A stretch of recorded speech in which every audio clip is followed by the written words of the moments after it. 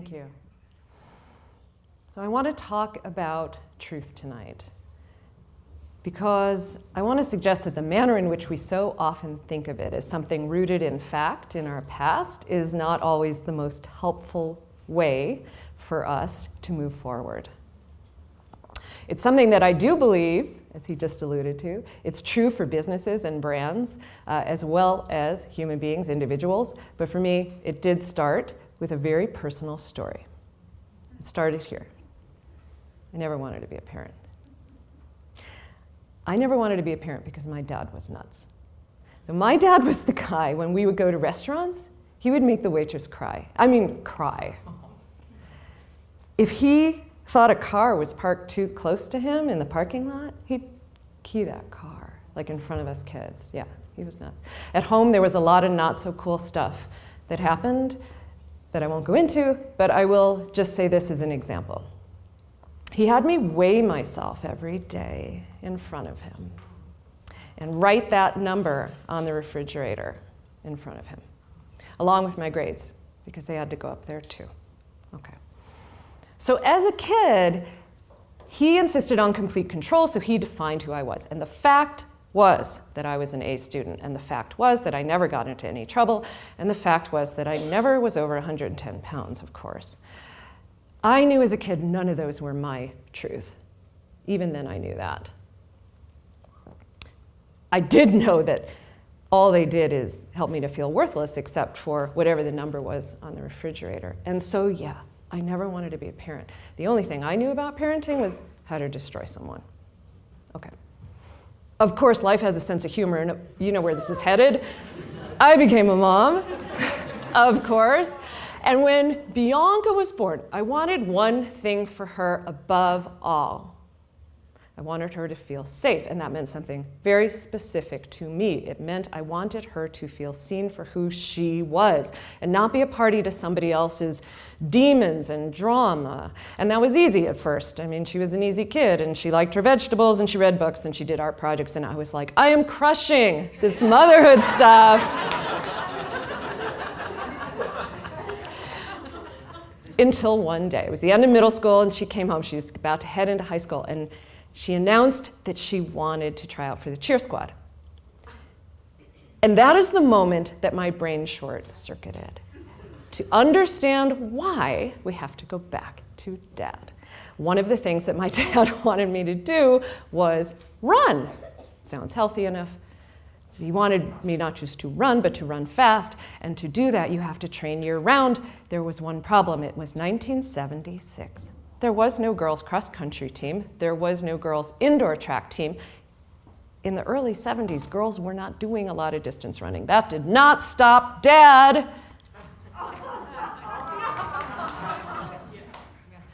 You know, in retrospect, this is one of the better things he did for me because it made me badass. But I had to run on the boys' team for 4 years. That's junior year, that is varsity. Hello, guys. So, there are probably some women out here right now, some girls. The young girls are thinking, that doesn't look so bad, you and a dozen guys.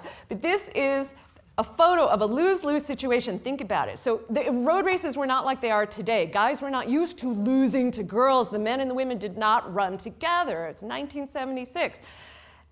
Half the guys beat me, a little more than half. Literally, I lost to them. The ones that I beat were ridiculed. So that is a photo of an outcast, right?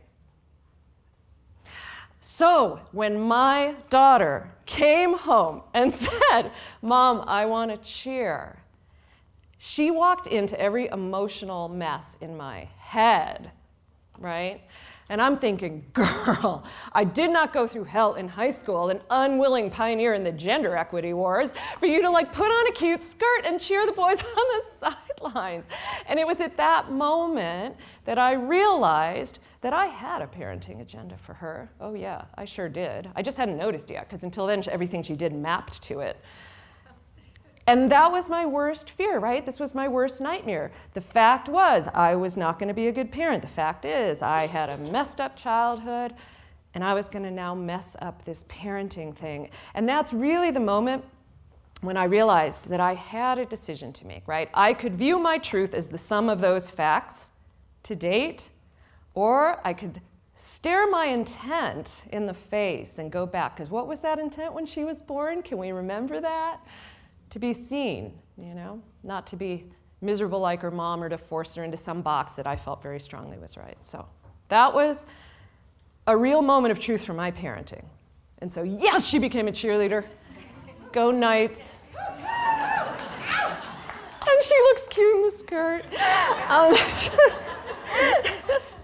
So I tell this story because we often think of our truth in terms of facts, right? There's a problem, though, because facts don't change. And we even have sayings about it. We use facts to stop conversations. And by the way, facts are great for journalism. I am not talking about journalism. I'm talking about our personal truths, right? But facts are immutable. We have all these sayings, face facts, it's a fact, a matter of fact. Facts speak for themselves, damn. Like, end of conversation. And because facts are inarguable, they are a recipe for stagnation when we think of our own truth. So I want to suggest that there's a different truth that is more than the sum of our facts to date, right? So the fact is, yes, she became a cheerleader. But the truth is that she was able to find her own agency and to make her own decisions and walk through the world. And you know what? I'll be darned. After a year of sideline cheer and freezing her butt in the cold, cheering for those boys, she said, I do want to be the one competing. And she tried out for All-Star Cheer. And that's her at Summit, which is like the World Championships of Cheer. When you're flipping ESPN and you see this stuff on stage, that is that, right? So that is what she was allowed to do when she was asked to question her own intent. And the fact is, I became a cheer mom.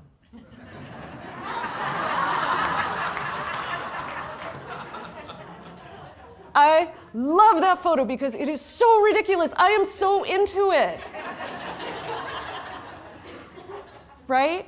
But to me, that is a photo about what can happen when you really allow yourself to question your intent. So how do we get here? How do we get to where we are actually able to move past those facts? I want to suggest that if you view your truth as a question, you are on your path to getting past it. Questions are beautiful things. Some science. Questions land differently in our brains than statements. When you hear a statement, your brain gets all binary. It's like dropping a ball and there's a little switch that flips and it goes right or left. Good, bad, agree, disagree. There's not a lot happening in your brain. But when you're asked a question, the neurons start firing as you wrestle to think of an answer with it. Did you know that when you are asked a question, the likelihood of taking action actually increases? They've shown this with everything from voting to buying a car. So questions are powerful things. There's another word I've been using a lot, and that is intent. Intent is about our highest aspirations. Intent is about our purpose, our values. Intent is about what can be possible when we get beyond our closely held facts, what's comfortable, what we do when we're on autopilot, and when we can't always control our facts or the outcome or the cards we're dealt, we can always control our intent. And so, yeah, by now it's probably abundantly clear that my dad was like a dangerous narcissist.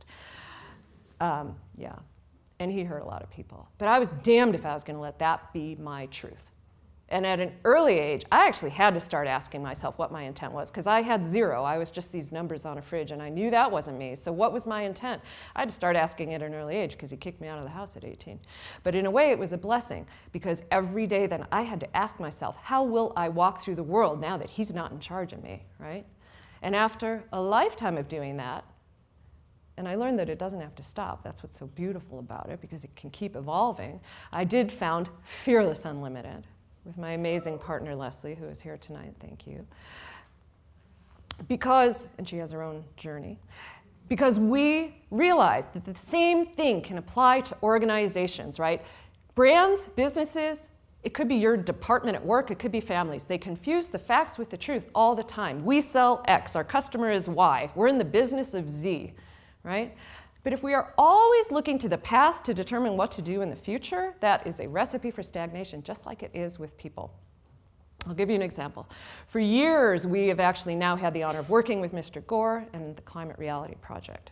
And 10 years ago, a lot of us are familiar with this because we all saw the movie, 10 years ago, Mr. Gore was hammering the facts of climate change. He had to, because people weren't aware. And so the message was, it's big, it's bad, it's coming. And then something happened. It came faster than the predictions, right? Fires, floods, drought, climate refugees on everybody's doorstep around the world. And something interesting happened then. Did everyone roll up their sleeves and say, we've got to get to work? Some did. Most were paralyzed. Like, damn, this is expensive, this is hard. We went tipping from it is not happening to it's too late. And suddenly the message of doom, which was rooted in fact, to be sure, was not helpful anymore. And for the messaging, we had to ask ourselves a question about what is the intent. And you might have noticed that the message is changing, right? And now it is about a question of how do we move forward? How do we build a clean energy world? How do we use the solutions we have? And there's been much more optimism and aspiration in that message. So in our business, we talk a lot about the power of story. I think it works for businesses, brands, and yes, human beings. The thing to realize, the message is, that story also has the power to block other narratives from forming. So when we love and polish our facts too much, when we think we're nothing more than the sum of our past, we inhibit the ability to forge the future. Facts are for knowing, questions are for becoming. And so I ask you, what would it look like if you began to think of your truth as a question? Thank you.